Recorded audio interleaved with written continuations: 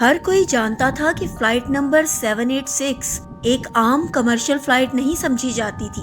یہ باتیں کسی سرکاری ریکارڈ میں درج نہیں تھیں، لیکن ایویشن کے حلقوں اور باقاعدہ سفر کرنے والے مسافروں کے درمیان اس فلائٹ کے بارے میں سرگوشیاں برسوں سے گردش کر رہی تھی۔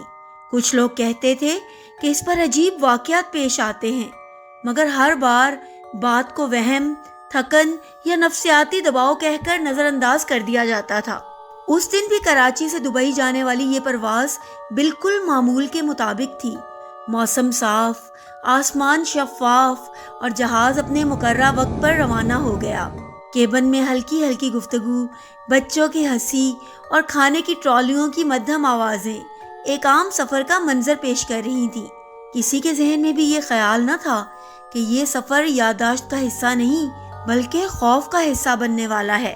جہاز نے جیسے ہی 35,000 فٹ کی بلندی حاصل کی اور خودکار نظام کے تحت ہموار پرواز شروع ہوئی، ماحول میں ایک غیر محسوس سی تبدیلی آنے لگی۔ نہ کوئی جھٹکا، نہ کوئی الارم، بس ایک عجیب سا سکوت جو آہستہ آہستہ پھیلنے لگا۔ پچھلی قطار میں بیٹھی ایک خاتون نے سب سے پہلے بے چینی محسوس کی۔ اس نے بار بار اپنے کندھے کے پیچھے دیکھا، جیسے کوئی بہت قریب کھڑا ہو۔ کچھ لمحوں بعد اس نے ایئر ہوسٹس کو بلایا اور دھیمی آواز میں کہا، مجھے بار بار ایسا لگ رہا ہے کہ کوئی میرے پیچھے کھڑا ہے۔ سانسوں کی آواز بھی سنائی دے رہی ہے، مگر مڑ کر دیکھوں تو کچھ بھی نہیں۔ ایئر ہوسٹس نے پیشہ ورانہ مسکراہٹ کے ساتھ جواب دیا، شاید پرواز کی وجہ سے آپ کو تھکن یا گھبراہٹ ہو رہی ہو، آپ پانی پی لیں اور آرام کریں۔ مگر خاتون کا چہرہ اس تسلی کے باوجود پیلا پڑ چکا تھا۔ اسی دوران جہاز کے اگلے حصے میں ایک چھوٹا بچہ اچانک اپنی ماں کی آستین پکڑ کر بولا، امی، وہ آدمی کہاں گیا؟ ماں نے چونک کر سامنے دیکھا۔ کون سا آدمی؟ بچہ قدرے گھبرا کر بولا، جو ابھی یہاں کھڑا تھا، عجیب سا تھا، مجھے دیکھ کر مسکرا رہا تھا۔ یہ بات سن کر ماں نے ادھر ادھر نگاہ دوڑائی، لیکن وہاں کوئی نہ تھا۔ اس نے بچے کو خاموش کرایا، مگر اس کے اپنے دل میں بھی ایک انجانی سی کھٹک بیٹھ گئی۔ آہستہ آہستہ کیبن میں سرگوشیاں بڑھنے لگیں۔ کچھ مسافروں نے شکایت کی کہ جہاز کے اندر غیر معمولی ٹھنڈک محسوس ہو رہی ہے، حالانکہ درجہ حرارت کنٹرول سسٹم نارمل دکھا رہا تھا۔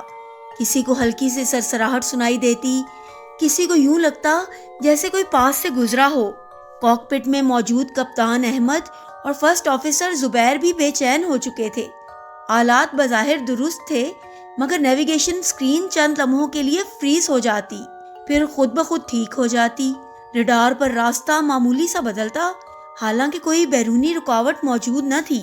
کپتان احمد نے کنٹرول ٹاور سے رابطہ کیا، مگر سگنل میں غیر متوقع شور آنے لگا۔ اسی لمحے دونوں نے بیک وقت اپنے سامنے ایک دھندلی سی جھلک دیکھی۔ یہ شبیہ ابتدا میں محض سایہ تھی، مگر آہستہ آہستہ ایک بوڑھی عورت کی شکل اختیار کرنے لگی۔ اس کی آنکھیں گہری تھیں اور لبوں پر ایک عجیب بے جان سی مسکراہٹ۔ کمرے میں چند سیکنڈ کے لیے مکمل خاموشی چھا گئی۔ کپتان نے ہلکی مگر لرزتی آواز میں کہا، زبیر، کیا تم بھی وہی دیکھ رہے ہو جو میں دیکھ رہا ہوں؟ زبیر نے تھوک نگل کر جواب دیا، سر، ہمیں فوراً جہاز نیچے لے جانا چاہیے، کچھ ٹھیک نہیں ہے۔